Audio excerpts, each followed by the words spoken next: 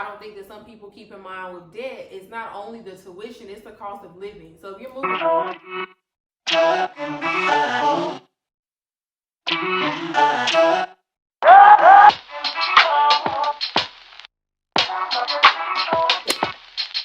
Hey y'all, welcome back to my channel.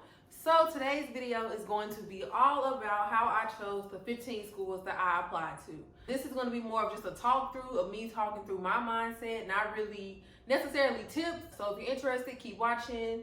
I'm going to go through maybe 3 to 5 different tips or things that I used when I was choosing the schools that I applied to. So number one for me was location for sure. I thought about location in 3 different ways. I thought about how far is it from home? Can I see myself living there for 3 years if I get stuck there after law school? And then also, does that degree transfer back to a state that I would want to live in if I don't want to live there after I graduate? So for example, when you're talking about T14 schools, they usually say that with T14, that degree can take you anywhere you want to go. So I kept that in mind. Also looked at if you go to this site called LST or even ABA 509 reports, it will tell you for each school exactly where they place the best at. So if there's a school in Georgia, that school may actually place well in Tennessee or Florida and Georgia. So that was location for me. Pretty much me just trying to figure out where can I live at, where do I want to live, where is it not too cold, just stuff like that. So number 1 was location for sure for me. Number 2 was the ranking. So I did not want to apply anywhere that was under number 45. I think that's because one of the schools I wanted to apply to was 45, and that school was actually the coldest place I applied to as well. But I'll talk about why I applied there because that goes into another factor. But yeah, so the ranking was really big. So you can look on the U.S. News and World Report for that. I think Above the Law has rankings. Princeton Review has rankings. There's different sites that will rank schools based off of their bar passage rate, their big law rate, the salary when you graduate. There's so many different sites on Google, even like Reddit. You can find all that information about where they ended up working, how much they ended up making. All that information is out there. So I use all of that information and kind of narrow down my choices based off of that. So that's number 2, ranking. But also within ranking, like I mentioned, you want to keep in mind the big law rates, the federal clerkship rates, how much money they're making, how much debt they're really in, because I don't think that some people keep in mind with debt, it's not only the tuition, it's the cost of living. So if you're moving in Cali, the rent there is going to be way more than the rent would be in somewhere like Alabama, for example. So that was another thing I kept in mind. I thought to myself, would the debt that I incurred from this school balance out with the salary that I think I can make and the lifestyle that I think I can have with that degree, if that makes sense? So let me give you an example. LA. Okay, yes, USC and UCLA is going to be expensive to live there, but they are also great for entertainment law. One of the types of law I want to practice is entertainment law.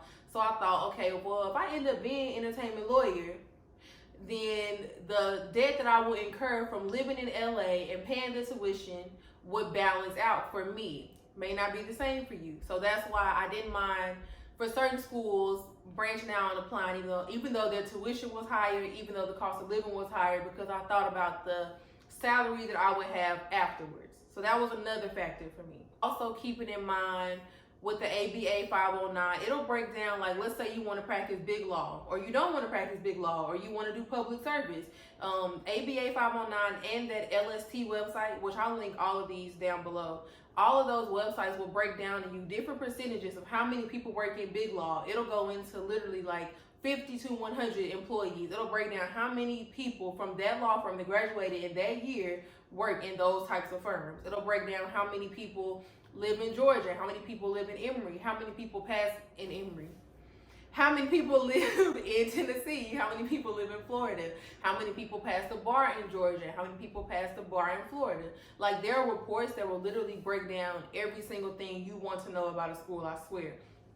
Same thing if you want to do federal clerkships. If you're big on public service, there's schools out there that are really good for public service. So that goes into my third thing, actually. Third thing was, what type of law do I want to practice? Are there certain schools that have really good programs in the type of law I want to practice? Another reason why I didn't mind branching out in the USC and UCLA. Even Georgetown. Georgetown has a really good entertainment law name. Like, they're just known for that. They're one of the schools that places well in the entertainment law industry, I guess. So I kept that in mind. What type of law do I really want to practice? The fourth thing for me was definitely tuition. But also with tuition, how much scholarship do I think I can get? So there's another website, Law School Numbers. If you go on this website, it will literally like let you look at other people that applied to these schools that had your same GPA all the way down to like 3.21, 3.94, and the same LSAT score as you. And it'll tell you when they applied, when they heard back, how much scholarship they got towards their tuition, all of that. They had to interview, how their interview went. Of course, this is all self-reported. You do have to keep that in mind, but it was just still very helpful for me. So also with all of that, I also kept in mind, where can I actually get into? So I didn't want to apply anywhere that I know for a fact I'm not getting into this school.